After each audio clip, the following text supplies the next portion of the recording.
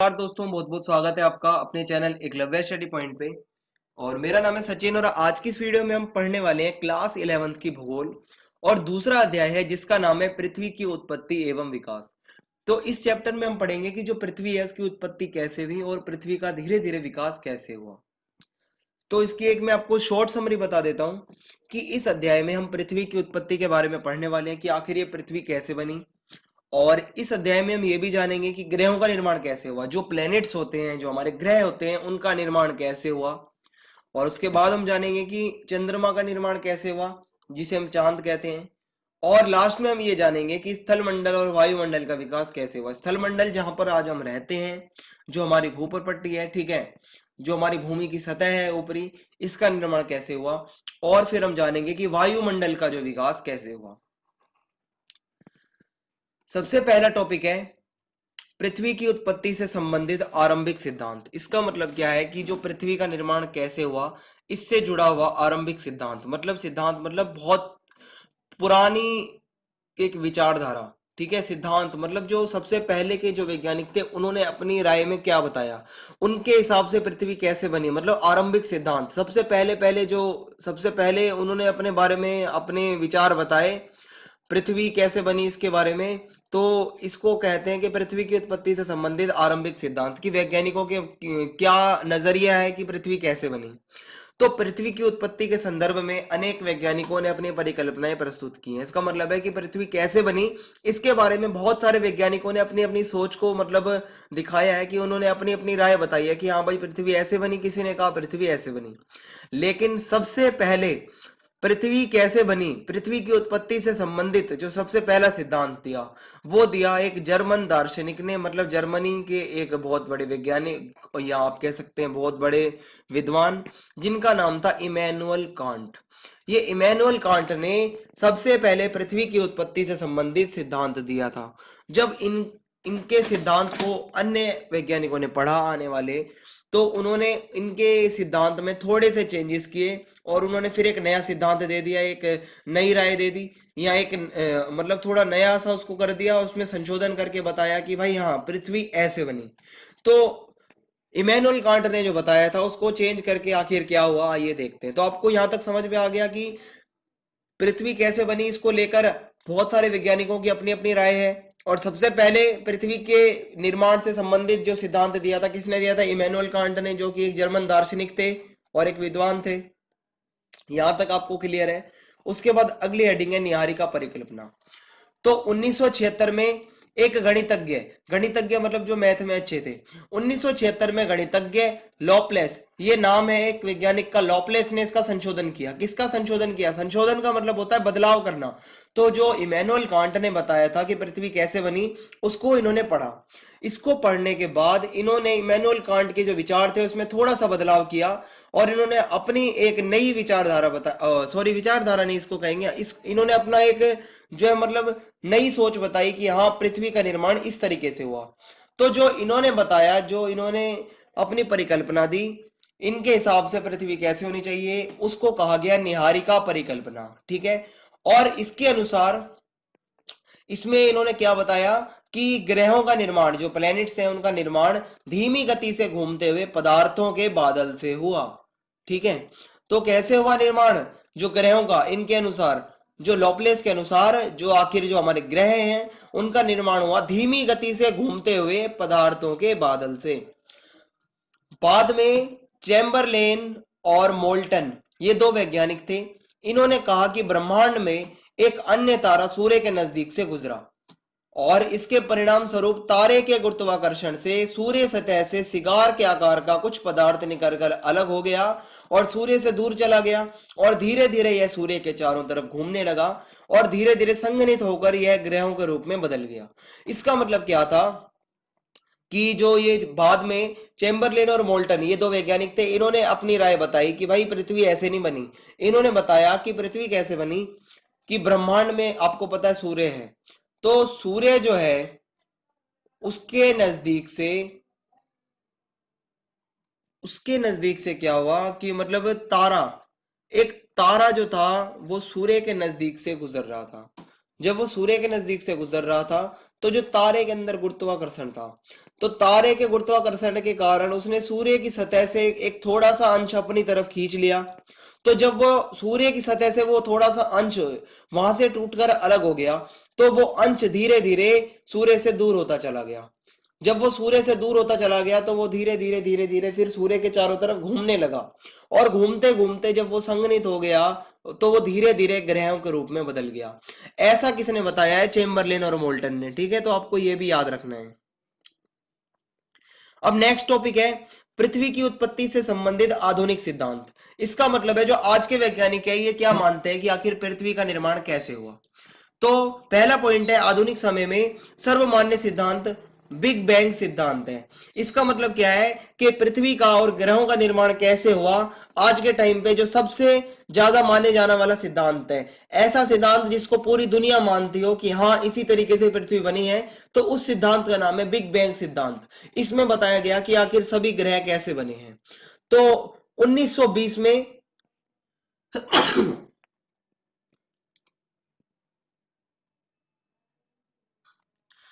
तो 1920 में Edwin Hubble ने, ये एक वैज्ञानिक थे, एडविन हब्बल ने इसके प्रमाण दिए। किसके? बिग बैंग सिद्धांत के।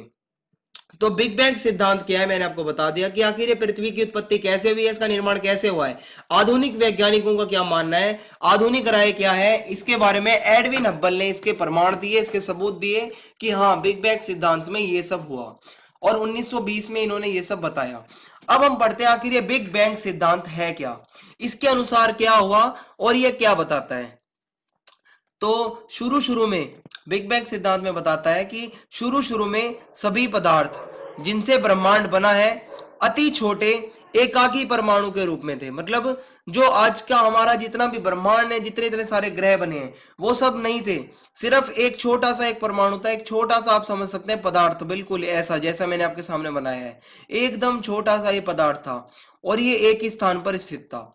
अब ये छोटा सा पदार्थ था, इसके अंदर क्या था, बहुत ज्यादा तापमान था। ठीक है, और ये काफी छोटा था और इसके अंदर तापमान बहुत ज्यादा था ये छोटे से पदार्थ में। उसके बाद क्या हुआ, इस छोटे से पदार्थ में एक विस्फोट हुआ, एक धमाका हुआ। उस धमाके से क्या हुआ कि पूरे ब्रह्मांड का विस्तार हो गया। ये जो इसमें धमाका हुआ तो ये कुछ इसके टुकड़े ऐसे फैले, कुछ टुकड़े ऐसे फैले, और फिर आगे चल के कुछ ऐसे फैले, कुछ ऐसे फैले, और ऐसे करते करते एक पूरे ब्रह्मांड का निर्माण हो गया जब इसमें विस्फोट हुआ। तो उसके बाद क्या हुआ कि ब्रह्मांड का विस्तार हो गया। और ये जो बिग बैंग की घटना है ये कब हुई है, आज के वैज्ञानिक मानते हैं कि ये जो घटना हुई जिनसे पृथ्वी और ग्रह बने ये धमाके के कारण, तो ये घटना हुई आज से 13.7 अरब साल पहले। 13.7 अरब साल पहले ये घटना हुई थी। और बिग बैंग सिद्धांत से 3 लाख वर्षों के दौरान जब बिग बैंग सिद्धांत हुआ, वहां से लेकर जब 3 लाख साल गुजरे, उसके बीच में क्या हुआ, जो तापमान था पृथ्वी का वो 4500 डिग्री केल्विन तक गिर गया। तो ये आपके पॉइंट थे बिग बैंग सिद्धांत के, जिसमें आपने देखा कि पृथ्वी और ग्रहों का निर्माण कैसे हुआ। सबसे पहले कोई इतने सारे ग्रह नहीं होते थे, एक छोटा सा पदार्थ था जिसके अंदर तापमान ज्यादा था। ठीक है, और ये काफी छोटा था। इसमें जब भीषण विस्फोट हुआ तो इसका विस्तार हुआ, और इसके विस्तार से 1 सेकंड के अंदर ब्रह्मांड का विस्तार हो गया, ग्रहों का निर्माण हो गया। और ये घटना कब हुई, आज से 13.7 अरब साल पहले हुई। और बिग बैंग सिद्धांत से जब 3 लाख वर्ष गुजरे, उसके बीच में तापमान जो था पृथ्वी का वो 4500 डिग्री केल्विन तक गिर गया। ये आपके सामने फोटो है बिग बैंग सिद्धांत की, मैं आपको बता देता हूं। सबसे पहले मैंने आपको बताया एक छोटा सा ये पदार्थ था। ठीक है, इसमें जब ये विस्फोट हुआ तो ये थोड़ा सा फैला, ये फैला, फिर आगे चल के थोड़ा और फैला, फिर आगे चल के थोड़ा और फैला, और इस तरीके से ग्रहों का निर्माण हो गया। ऐसा माना जाता है। ये सिद्धांत आज के टाइम पे हर वैज्ञानिक लगभग इससे सहमत है, और ये हमारा आधुनिक सिद्धांत है। और जो पुराना सिद्धांत था वो भी मैंने आपको बता दिया है कि सूर्य से जब एक तारा गुजर रहा था नजदीक से, तो उसके गुरुत्वाकर्षण के कारण सूर्य की सतह से एक सिगार के आकार का टुकड़ा अलग हो गया। वो टुकड़ा धीरे धीरे सूर्य से दूर होता चला गया, और दूर होते होते वही जब सूर्य के चारों ओर घूमने लगा और उसने ही ग्रहों का रूप ले लिया। तो ये पुराना सिद्धांत था। नया सिद्धांत मैंने आपको बता दिया बिग बैंग सिद्धांत क्या है। अब हमें पढ़ना है तारों का निर्माण कैसे हुआ। जो स्टार्स होते हैं, जो हम देखते हैं तारे होते हैं, इनका निर्माण कैसे हुआ। तो आकाशगंगा, पहला पॉइंट है आकाशगंगा। आकाशगंगा का मतलब क्या होता है, बहुत सारे तारों का समूह, कोई ऐसा ग्रुप ग्रुप ऑफ स्टार्स, ठीक है, जो बहुत सारे तारे होते हैं जिस ग्रुप में, उस पूरे ग्रुप को कहा जाता है आकाश गंगा। और आकाश गंगाओं के निर्माण की शुरुआत हाइड्रोजन गैस के विशाल बादल से होती है। इस गैस के बादल को निहारिका कहा जाता है। तो सबसे पहले आपने देखा जो तारे होते हैं वो किसका हिस्सा होते हैं, आकाश गंगा का। आकाश गंगा का मतलब होता है तारों का समूह, तारों का जो झुंड होता है पूरा, उसको आकाश गंगा कहा जाता है। ये आकाश गंगा कैसे बनती है, हाइड्रोजन गैस के विशाल बादल से, ठीक है। जब हाइड्रोजन गैस का जो बादल होता है हमारे अंतरिक्ष में बहुत बड़ा, उनसे ये बनते हैं हमारे आकाश गंगाएं। और ये बादल जो होता है हाइड्रोजन गैस का, इसको कहा जाता है निहारिका, ठीक है। और धीरे धीरे इसी निहारिका से गैस के झुंड विकसित हुए और ये झुंड बढ़ते बढ़ते घने गैसीय पिंड बने जिनसे तारों का निर्माण शुरू हुआ, ठीक है। तो निहारिका क्या था आपको पता है, गैस का बादल। ये गैस के बादल के अंदर बहुत सारे छोटे छोटे झुंड विकसित हो गए और गैसीय पिंड के रूप में ये बदल गए। और ये गैसीय पिंड के रूप में जब बदल गए तो इनसे धीरे धीरे तारों का निर्माण हो गया। और जब ये तारे बनकर इकट्ठे हो गए तभी आकाश गंगा बन गए। और आकाश गंगा का मतलब होता है एक तारों का समूह, ठीक है। और ऐसा माना जाता है कि तारों का निर्माण कब हुआ, आज से कम 5 से 6 अरब साल पहले। तो ये था तारों के बारे में। ये आपके सामने फोटो है आकाश गंगा की। आप देख सकते हैं कि इसमें बहुत सारे तारे एक साथ होते हैं। तो ये जो पूरा तारों का समूह होता है इसको कहा जाता है आकाश गंगा। ये पूरी आकाश गंगा किससे बनती है, निहारिका से। निहारिका क्या होता है, हाइड्रोजन गैस का एक बादल होता है विशाल, और उस बादल के अंदर जब छोटे छोटे गैस के पिंड बनने लगते हैं तो वो तारों का रूप ले लेते हैं। जब ये तारे इकट्ठे हो जाते हैं तब ये कहलाते हैं आकाश गंगा, ठीक है। तो आप समझ गए होंगे ये वाला।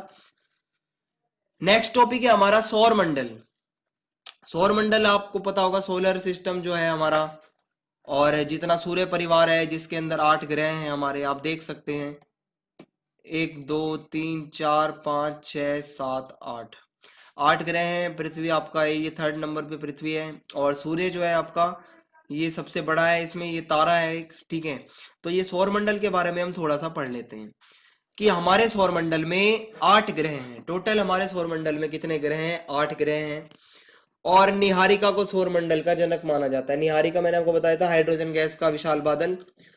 तो हाइड्रोजन गैस का विशाल बादल निहारिका, इसको सौर मंडल का जनक माना जाता है। ऐसा माना जाता है कि ये सौर मंडल का निर्माण ही निहारिका से हुआ है। और सौर मंडल में क्या क्या हमारे शामिल है आइए देखते हैं। हमारे सौर मंडल में सूर्य है सबसे पहले, तो आप सब जानते हैं। 8 ग्रह हैं, ये भी आप सब जानते हैं, मैंने अभी अभी बताया है। 63 उपग्रह हैं। उपग्रह मतलब आपके छोटे छोटे ग्रह मान सकते हैं आप, ग्रहों का छोटा रूप। और लाखों छोटे पिंड हैं। छोटे पिंड कैसे, आपने देखा होगा अगर आपने हॉलीवुड मूवीज देखी हैं या कुछ, तो जब अंतरिक्ष का सीन आता है तो बड़े बड़े पत्थर एकदम से उड़ते जाते हैं जो फेस की तरफ आते हैं। ये जैसे ये आपके सामने राइट साइड में फोटो है, कुछ इस तरीके से होते हैं, लेकिन वो थोड़े रेड रेड से होते हैं। तो वो आपके पिंड होते हैं। जैसे यहाँ पर कुछ उदाहरण दे रखा है पिंडों का। आपका ये शूद्र ग्रह हो गया, ठीक है, शूद्र ग्रह हो गए, जो मैंने आपके सामने ये फोटो आपके सामने रखा हुआ है। और ये आपके पिंड, यही आपका पिंड भी है जो आपके अंतरिक्ष में स्वतंत्र रूप से घूमते हैं। धूमकेतु हो गया, धूमकेतु का फोटो आपके सामने है, आप देख सकते हैं। और सौरमंडल में क्या क्या है, बड़ी मात्रा में गैसें हैं, ठीक है, बहुत सारी गैसें हैं हमारे सौरमंडल में, और धूल कण है। अगर आपसे कोई पूछता है कि हमारे सौरमंडल में क्या क्या है, तो आपको बताना है कि हमारे सौरमंडल में सबसे पहले सूर्य है जो कि एक तारा है, 8 ग्रह हैं, 63 उपग्रह हैं, छोटे छोटे ग्रह, और लाखों पिंड हैं। और लाखों पिंडों में से 2 के उदाहरण दे रखे हैं यहाँ पर। शूद्र ग्रह है जो राइट साइड में फोटो है, और धूमकेतु है, ठीक है। और क्या है, सौरमंडल में बहुत सारी गैसें हैं और धूल के कण हैं। तो ये आपका हो जाएगा सौरमंडल में आखिर है क्या क्या। और इसमें क्या है, जो सौरमंडल के अंदर 8 ग्रह हैं मैंने आपको बताया। 8 ग्रह में से अब इनके नाम पढ़ते हैं। सबसे पहले आता है बुध ग्रह, शुक्र ग्रह, पृथ्वी ग्रह और मंगल ग्रह। ये 4 ग्रह ऐसे हैं जो सूर्य के नजदीक हैं बहुत ज्यादा, और इनको कहा जाता है भीतरी ग्रह। क्योंकि ये सूर्य के नजदीक है इसलिए इनको भीतरी ग्रह कहा जाता है। और इन्हीं ग्रहों को पार्थिव ग्रह भी कहा जाता है, ठीक है। ये आपको याद रखना है कि सूर्य से नजदीक है। कौन कौन से हैं, 4 ग्रह हैं शुरू के, टोटल 8 हैं। 4 ग्रह नजदीक हैं, 4 ग्रह दूर हैं। जो नजदीक है वो है बुध ग्रह, शुक्र ग्रह, पृथ्वी ग्रह और मंगल ग्रह। इनको भीतरी ग्रह भी कहा जाता है और इनको पार्थिव ग्रह भी कहा जाता है। और जो बचे हुए 4 ग्रह हैं इनके अलावा उनको कहा जाता है जोवियन ग्रह, ठीक है, और उनको बाहरी ग्रह भी कहा जाता है। तो ये आपके टोटल 8 ग्रह हो गए, भीतरी ग्रह और बाहरी ग्रह।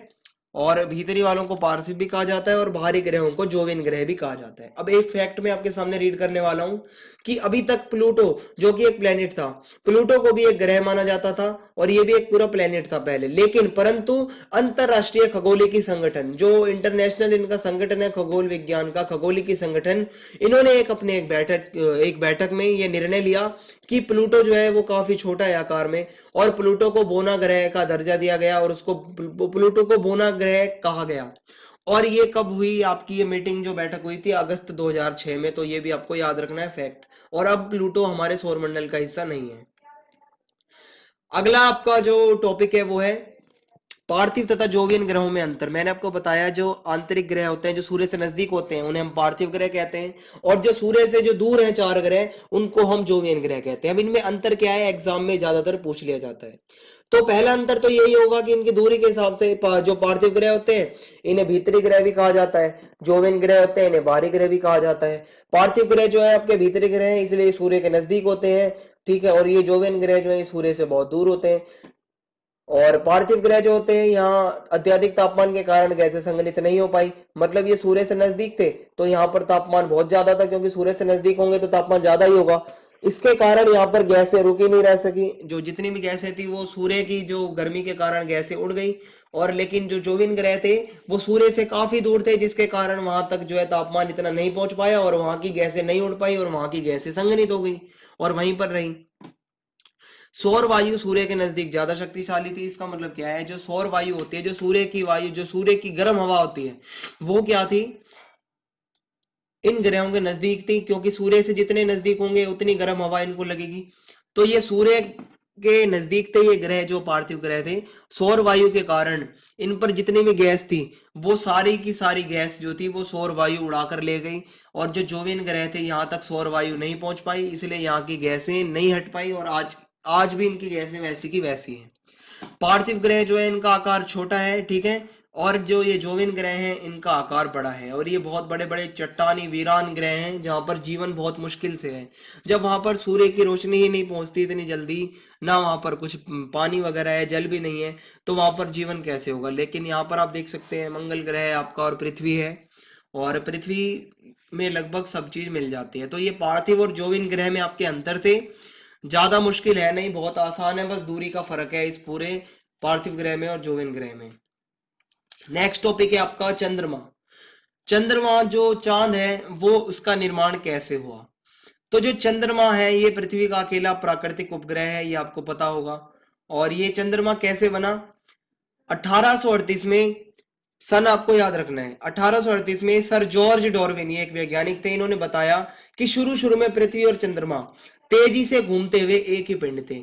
इनके अनुसार क्या था कि जो शुरू शुरू में पृथ्वी और चंद्रमा तेजी से घूमते एक ही पिंड थे और ये पूरा पिंड डंबल के आकार का था। डंबल आपने देखा होगा जो आपके जिम एक इक्विपमेंट होता है आपका, जिसका आकार कुछ इस तरीके से होता है।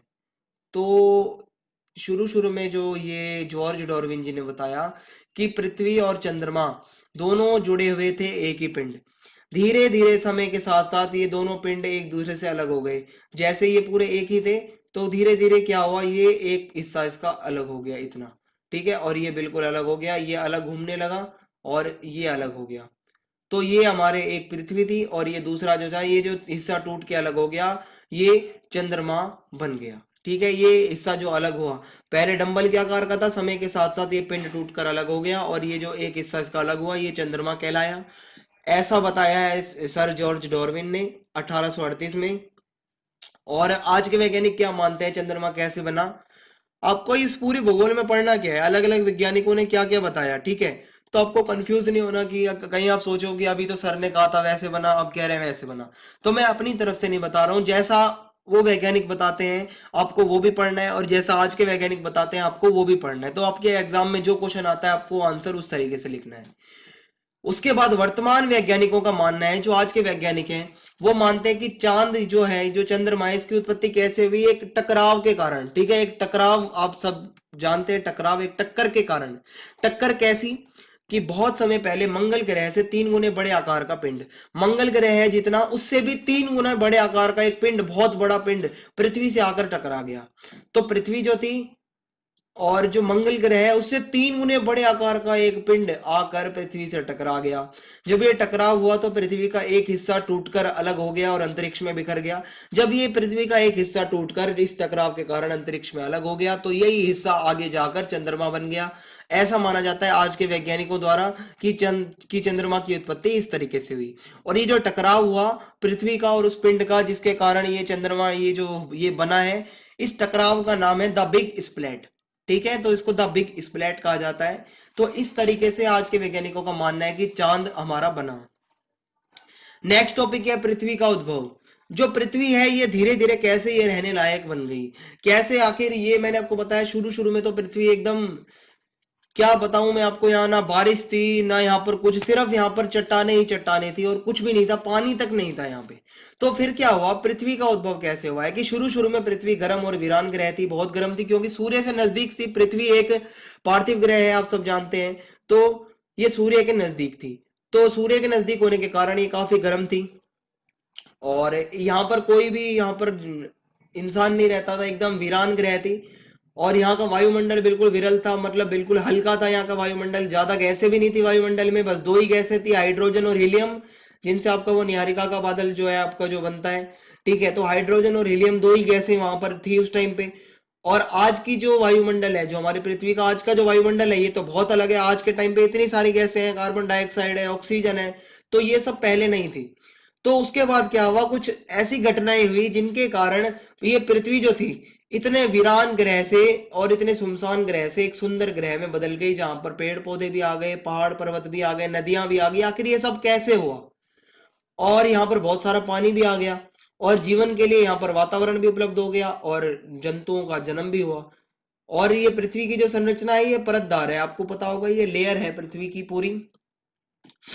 सबसे पहले भूपर पट्टी होती है, फिर ऐसे नीचे चलते चलते मेंटल, फिर क्रोड, ये ऐसे अगर आपने पहले कभी पढ़ा हो तो ठीक है, वरना हम पूरा चैप्टर इसके ऊपर पढ़ेंगे पृथ्वी की संरचना के बारे में।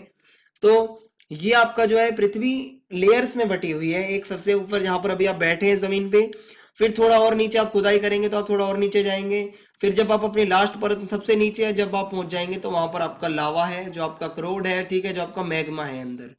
तो ये आपका पृथ्वी का कुछ उद्भव के कुछ पॉइंट है कि शुरू में पृथ्वी कैसी थी और धीरे धीरे आखिर इसमें क्या हुआ, आइए अब देखते हैं। सबसे पहले पढ़ेंगे स्थल मंडल का विकास। जो आपका स्थल मंडल है, जहां पर आप रहते हैं, जहां पर अभी हम ऊपर बैठे हैं, इसका आखिर विकास कैसे हुआ और ये पूरा स्थल मंडल आपका जितना भी स्थल का भाग है, भूमि का हिस्सा है, ये आखिर कैसे बना।